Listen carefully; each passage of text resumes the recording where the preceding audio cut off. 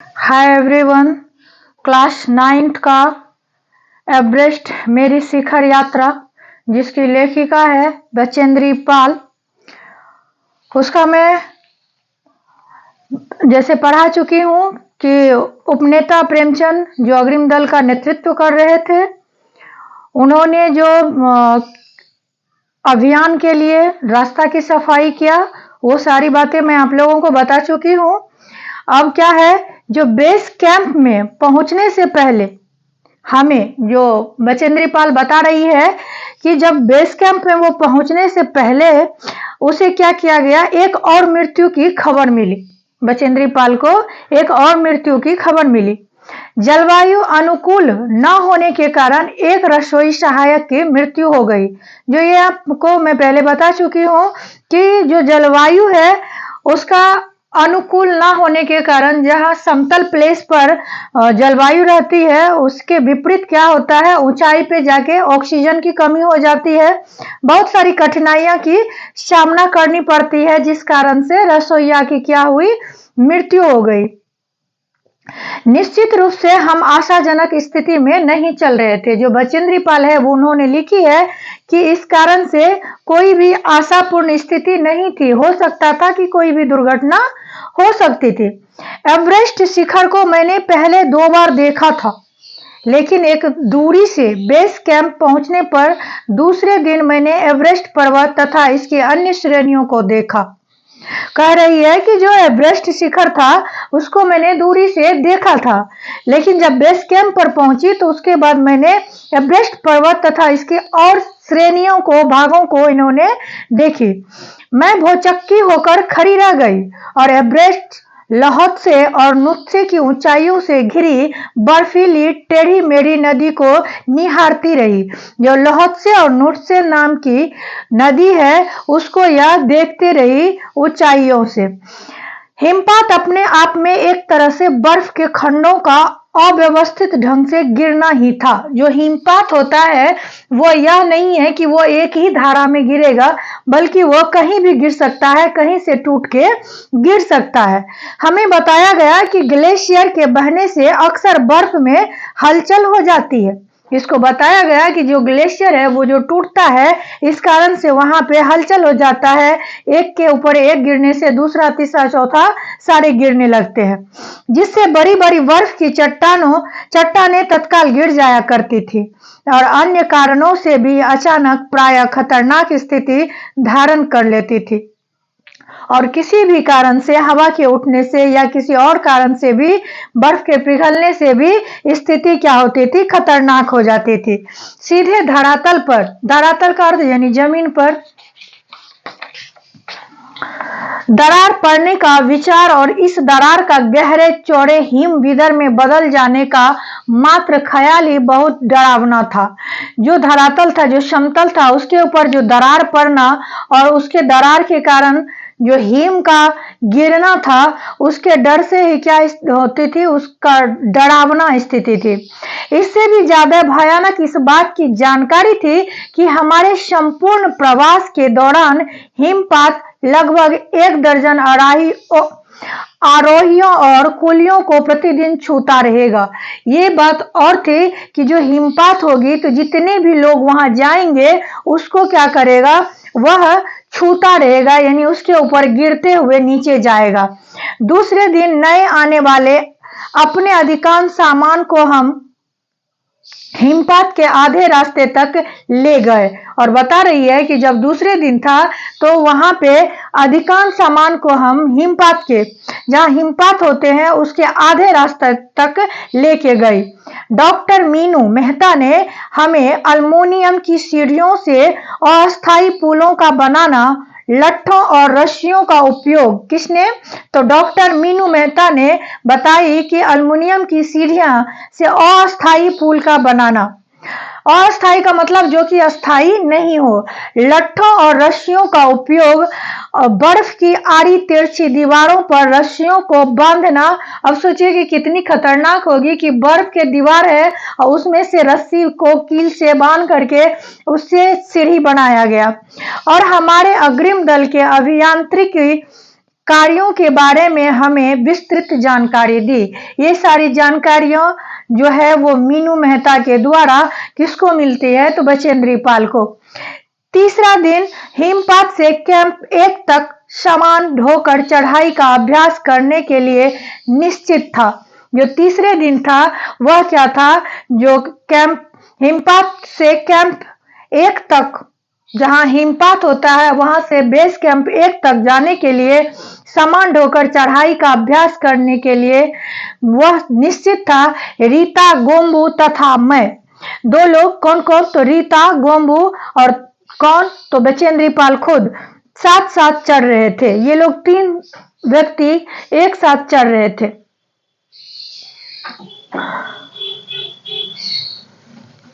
हमारे पास एक walkie talkie था जिसमें हम अपने हर कदम की जानकारी बेस कैंप पर दे रहे थे। यानी उसके द्वारा वह अपने बेस कैंप पर अपनी सारी जानकारी की क्या क्या परिस्थिति है, किस तरह से वो आगे बढ़ रही है, वो दे रही थी। किसको दे रही थी, तो बेस कैंप को। कर्नल खुल्लर उस समय खुश हुए जब हमने उन्हें अपने पहुंचने की सूचना दी, क्योंकि कैंप 1 पर पहुंचने वाली केवल हम 2 ही महिलाएं थी। जो बेस कैंप, जो सूचना क्या मिली कि जो कैंप 1 है वहां पर पहुंचने वाले कौन कौन थे, तो 2 महिलाएं थी, अंगदौड़जी, लोपसांग और गगन बिस्सा।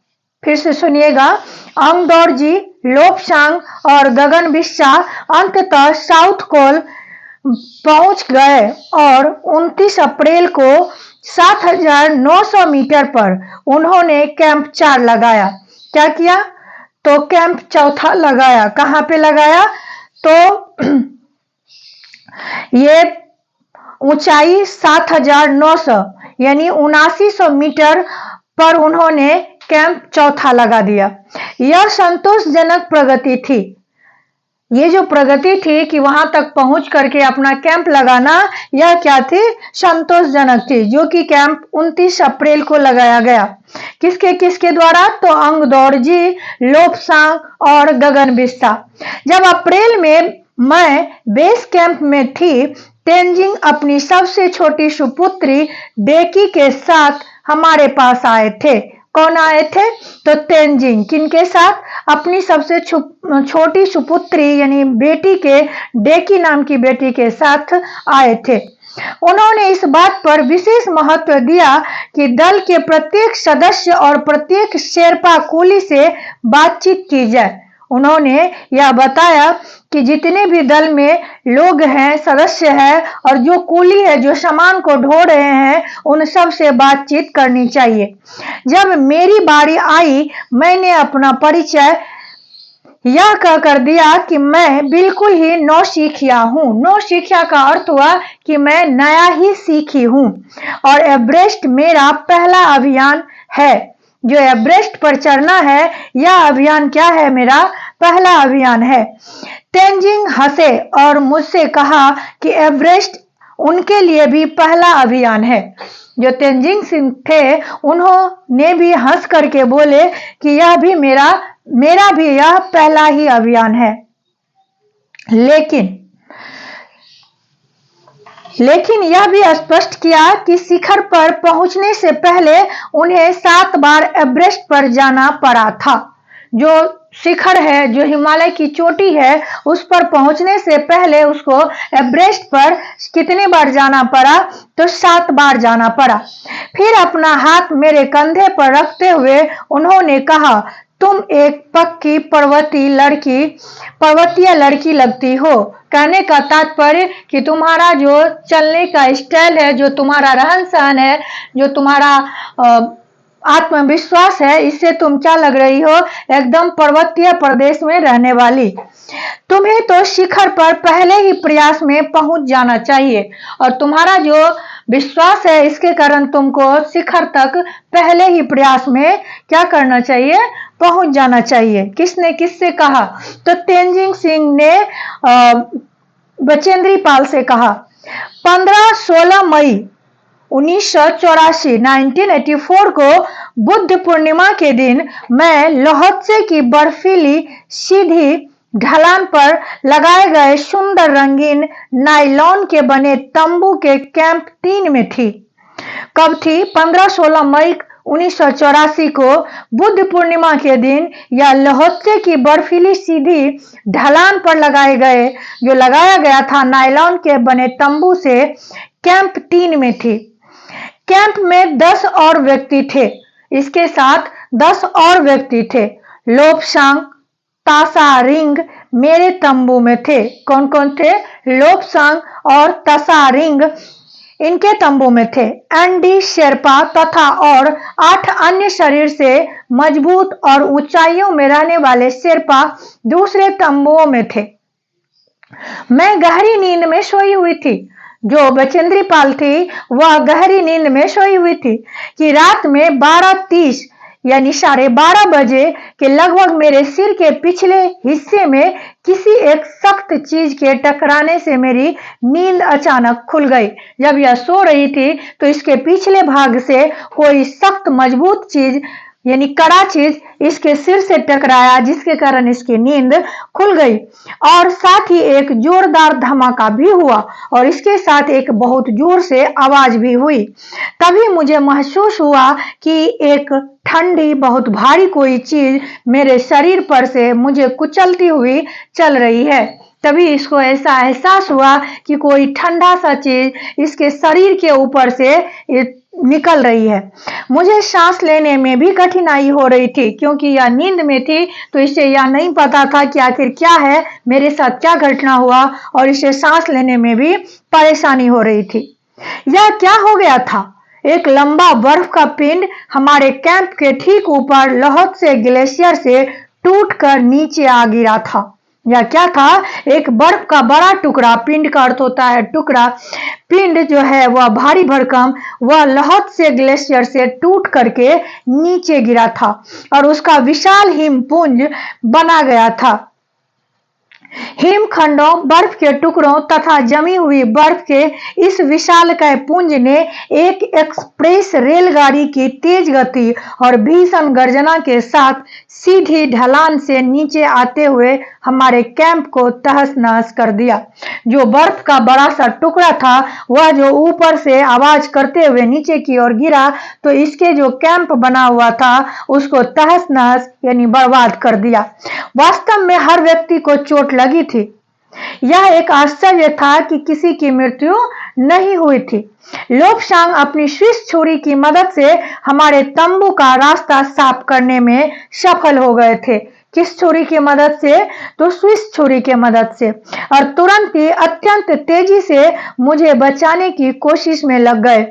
थोड़ी सी भी देर का सीधा अर्थ था मृत्यु। अगर थोड़ी सी इसको बचाने में देरी होती तो बचेंद्री पाल की मृत्यु हो सकती थी।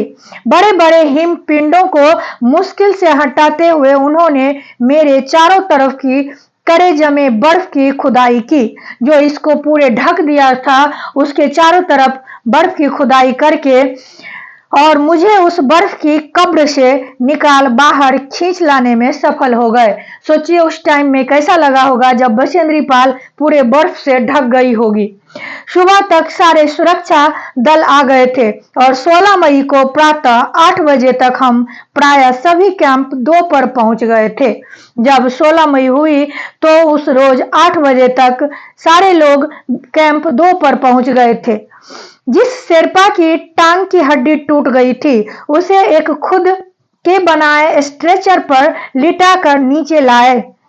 जहां पे कोई घटना होती है पहाड़ पे चढ़ने के टाइम में, वहां पे एक दूसरे का मदद किया जाता है। जो घायल होता है तो उसको नीचे भेज करके इलाज के लिए भेजा जाता है। हमारे नेता कर्नल खुल्लर के शब्दों में यह इतनी ऊंचाई पर सुरक्षा कार्य का एक जबरदस्त साहसिक कार्य था। इतने ऊंचाई पर से लोगों को सुरक्षित रखना और उसका इलाज करवाने के लिए भेजना पहला ट्रीटमेंट दे करके, यह क्या है, अपने आप में एक साहस की कार्य है। सभी 9 पुरुष सदस्यों को चोटों अथवा टूटी हड्डियों आदि के कारण बेस कैंप में भेजना पड़ा। 9 पुरुष यानी 9 व्यक्ति थे जिनको की चोट लगी थी, जिसके कारण उसे कहाँ भेजना पड़ा, तो बेस कैंप पर। तभी कर्नल खुल्लर मेरी तरफ मुड़कर कहने लगे, क्या तुम भयभीत थी? कर्नल खुल्लर इससे पूछे कि क्या तुम भी भयभीत थी, तुम भी डरी थी? तो इन्होंने जवाब दिया, जी हाँ। क्या तुम वापस जाना चाहोगी? नहीं। मैंने बिना किसी हिचकिचाहट के उत्तर दिया, नहीं। किसने? बचेंद्री पाल ने। जैसे ही मैं साउथ कॉल कैंप पहुंची, मैंने अगले दिन की अपनी महत्वपूर्ण चढ़ाई की तैयारी शुरू कर दी। जब इन्होंने साउथ कॉल कैंप पर पहुंची, तब इन्होंने दूसरे दिन की चढ़ाई की तैयारी शुरू कर दी। मैंने खाना, कुकिंग गैस तथा कुछ ऑक्सीजन सिलेंडर इकट्ठे किए। क्या क्या इकट्ठा की? तो खाना, कुकिंग गैस यानी खाना बनाने वाला गैस तथा कुछ ऑक्सीजन का सिलेंडर इकट्ठे किए। जब दोपहर 1:30 बजे बिस्सा आया, उसने मुझे चाय के लिए पानी गर्म करते देखा कि जय और मीनू अभी बहुत पीछे थे। मैं चिंतित थी क्योंकि मुझे अगले दिन उनके साथ ही चढ़ाई करनी थी। सबको साथ लेके चलना होता है, तो ये भी उन दोनों के इंतजार में थी। कौन? तो बचेंद्री पाल। वे धीरे धीरे आ रहे थे क्योंकि वे भारी बोझ लेकर और बिना ऑक्सीजन के चल रहे थे। पहाड़ पे ऑक्सीजन की कमी होती है, उसमें बिना ऑक्सीजन का चलना कितना मुश्किल होता होगा, ये वही जानता होगा जो चलता है। दोपहर बाद मैंने अपने दल के दूसरे सदस्यों की मदद करने और अपने एक थर्मस को जूस से और दूसरे को गर्म चाय से भरने के लिए नीचे जाने का निश्चय किया। अब इसकी हिम्मत देखिए कि अब यह चाय भरने के लिए भी नीचे जाने की सोच रही थी। मैंने बर्फीली हवा में ही तंबू से बाहर कदम रखा। जैसे ही मैंने कैंप क्षेत्र से बाहर आ रही थी, मेरी मुलाकात मीनू से हुई।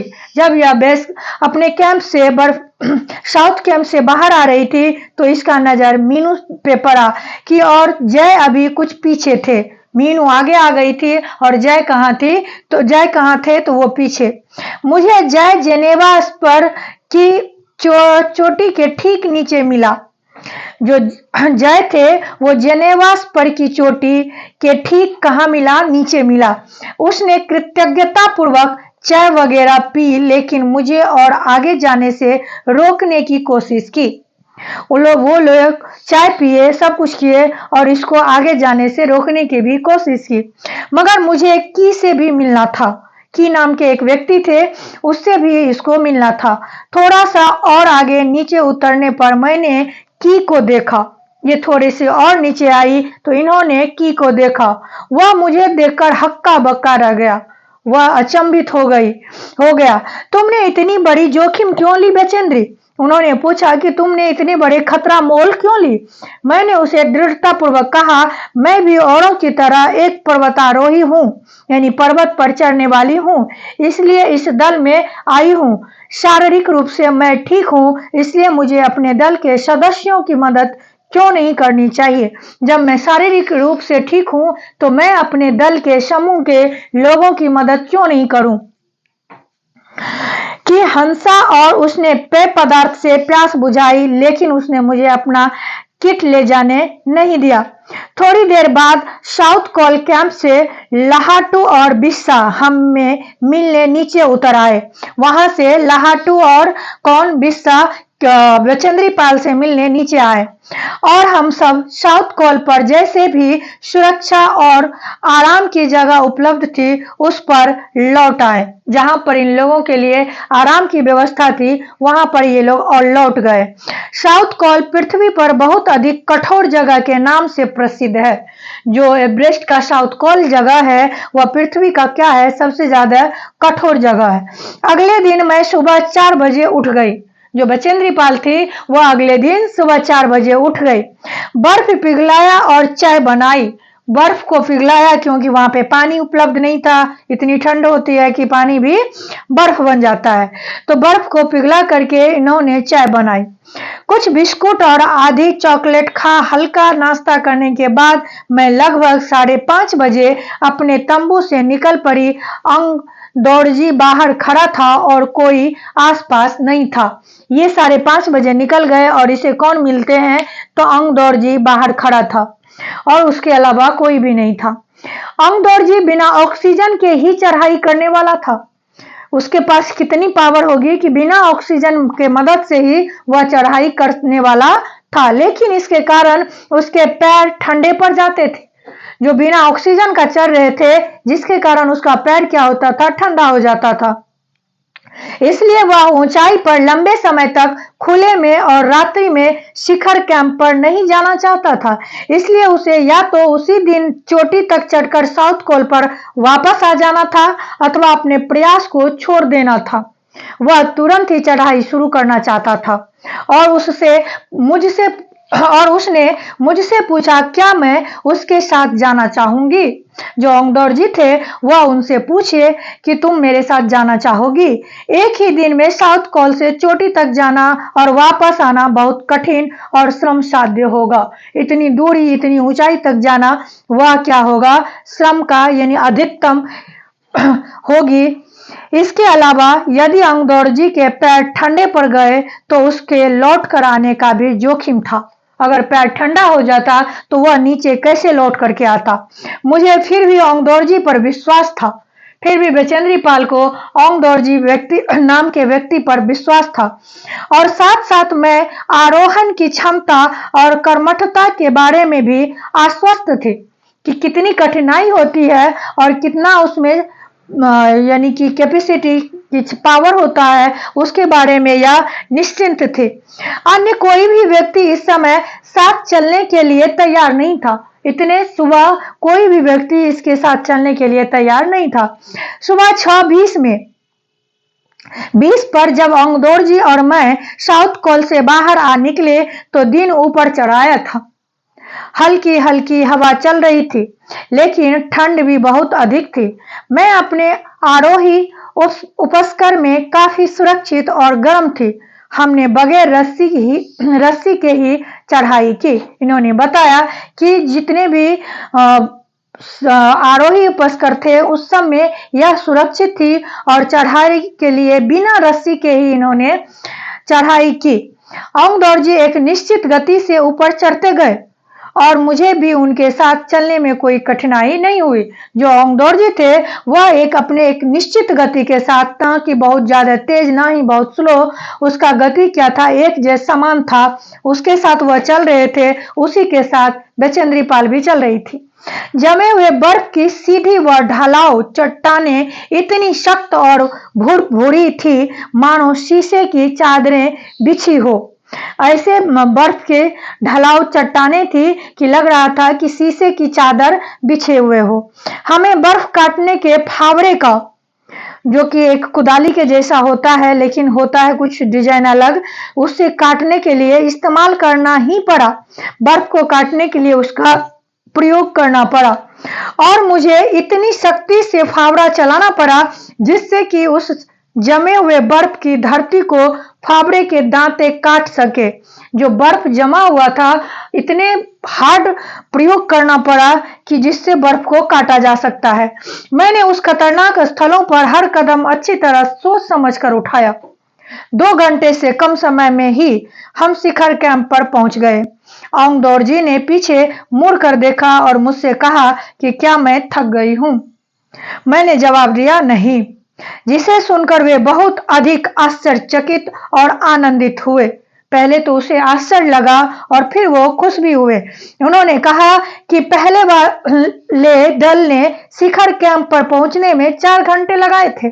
जो पहला दल आया था वह 4 घंटे लगाए थे और यदि हम इसी गति से चलते रहे तो हम शिखर पर दोपहर 1 बजे तक पहुंच जाएंगे। आज के लिए इतना ही। Thank you.